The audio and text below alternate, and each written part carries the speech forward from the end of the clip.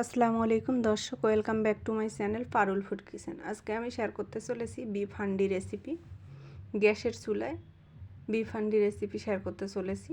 পুরো ভিডিওটা দেখার অনুরোধ রইল। আর যেতে হবে না বিফ হান্ডি খেতে বহু দূরে, এখন আমরা বাসায় তৈরি করে খেতে পারবো। সেই রেসিপিটি আজকে শেয়ার করতে চলেছি। চলেন তাহলে দেখে আসি এর প্রস্তুত প্রণালী। আমি এখানে গরুর মাংস নিয়েছি, সুন্দরভাবে পরিষ্কার করে নিয়েছি। হাড়, চর্বি, মাংস সব মিলেই আমি এখানে 1 কেজি গরুর মাংস নিয়েছি। এখন আমি এই গরুর মাংসটা ম্যারিনেট করব। এজন্য এখানে 1 চা চামচ নিয়ে নিলাম হলুদের গুঁড়া, 1 চা চামচ নিয়ে নিলাম মরিচের গুঁড়ো, স্বাদ মতো লবণ নিয়ে নিলাম।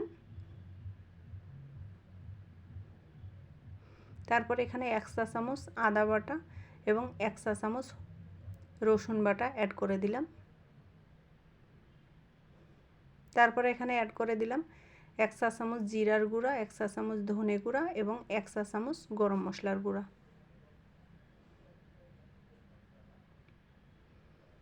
তারপরে এখানে আমি অ্যাড করে দিচ্ছি 1 কাপ রসুন বাটা। তারপরে এখানে হাফ কাপ সরিষার তেল অ্যাড করে দিলাম।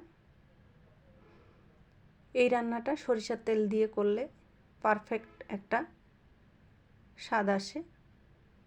আপনারাও চেষ্টা করবেন সরিষার তেল দিয়ে রান্নাটা করতে। এখন আমি সবগুলো মশলা মিক্সড করে নিচ্ছি। সব মশলা মিক্সড করে নেওয়ার পর আমি এখানে আগে থেকে যে মাংসটা পরিষ্কার করে নিয়েছি সেই মাংসটা এখানে অ্যাড করে দিব।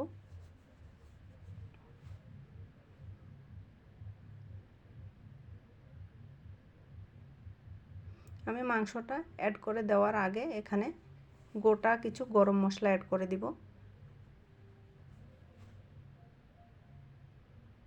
আমার কিন্তু মশলাটা সুন্দরভাবে মিক্সড করে নেওয়া শেষ। এখন আমি এখানে মাংসটা অ্যাড করে দিলাম। তারপরে এখানে অ্যাড করে দিচ্ছি গোটা মশলা। এখানে আমার গোটা মশলার মধ্যে ছিল লং, ছোট এলাচ, গোলমরিচ, ডালচিনি, তেজপাতা আর হচ্ছে বড় এলাচ। এখন আমি মাংসটাকে মশলার সাথে সুন্দর করে মিক্সড করে নিব। এই মাংসটা মিক্সড করে নেওয়ার পর আপনারা আধা ঘন্টা রেস্টে রাখতে পারেন। আর যদি মনে হয় যে না আমার হাতে সময় নেই, তো সাথে সাথেও রান্না করা যাবে, কোনো সমস্যা হবে না। আমি এভাবে মিক্সড করে নেওয়ার পর মশলাটাকে মাংসের সাথে সুন্দরভাবে মিক্সড করে নেওয়ার পর আধা ঘন্টা রেস্টে রেখে দেব।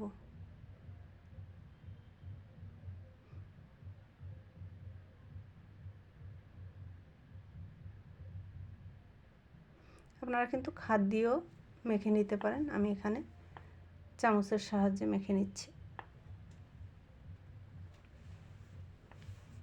এখন আমি এটাকে রেস্টে রেখে দেব আধা ঘন্টার জন্য। আধা ঘন্টা পর ফিরে আসলাম। আমি যেহেতু হান্ডি বিফটা আজকে মাটির পাতিলে গ্যাসের চুলায় তৈরি করব, সেজন্য একটা মাটির পাতিল নিয়েছি। সেখানে সরিষার তেল 3 চা চামচের মতো অ্যাড করে নিলাম। তলাটাতে ভালোভাবে মিক্সড করে নিচ্ছি পাতিলের। তারপরে ম্যারিনেট করা যে মাংসটা আছে সেটা এখানে অ্যাড করে দেব।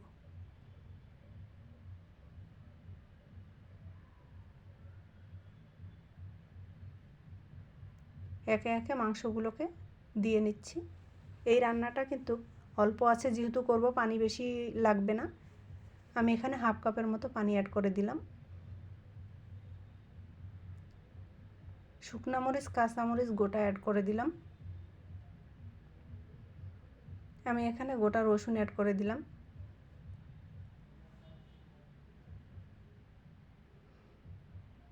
দেখেন পানি কিন্তু বেশি অ্যাড করিনি।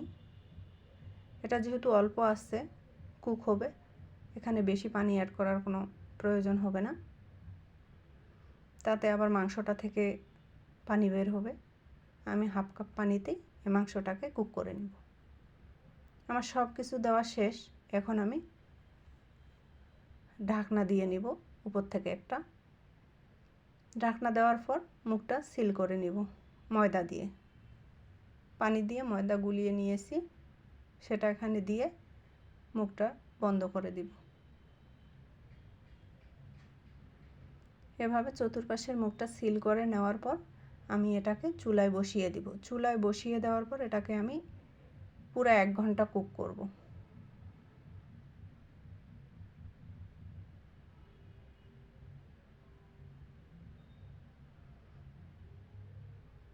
আমার কিন্তু দেখেন সুন্দরভাবে ঢাকনাটা লাগিয়ে নিয়েছি ময়দা দিয়ে। এখন এটা কুকের জন্য রেডি। এখন আমি চুলায় বসিয়ে দিব।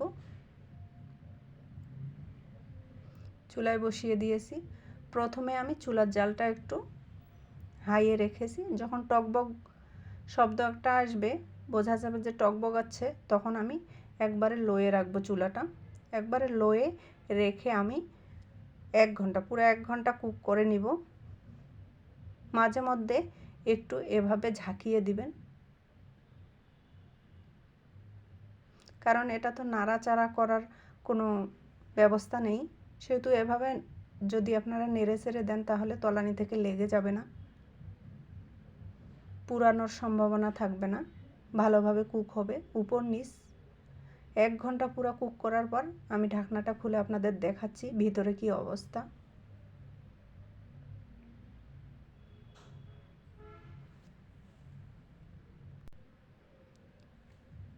ঢাকনাটা খুলিয়ে দেখাচ্ছি কি অবস্থা।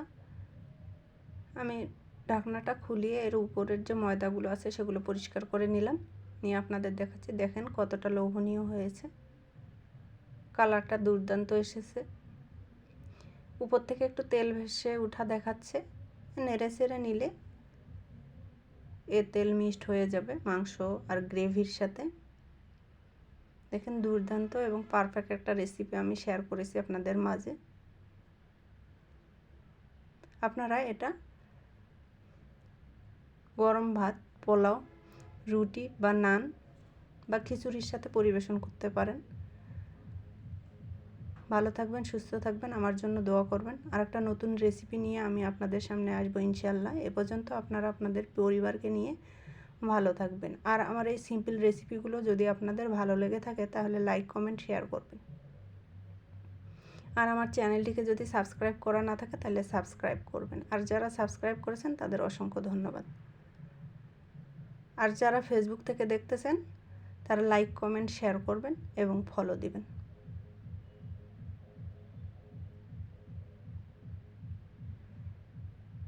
এই সিম্পল রেসিপিগুলো পেতে আমার চ্যানেলটির সাথেই থাকতে পারেন। আল্লাহ হাফেজ। আসসালামু আলাইকুম ওয়া রাহমাতুল্লাহ।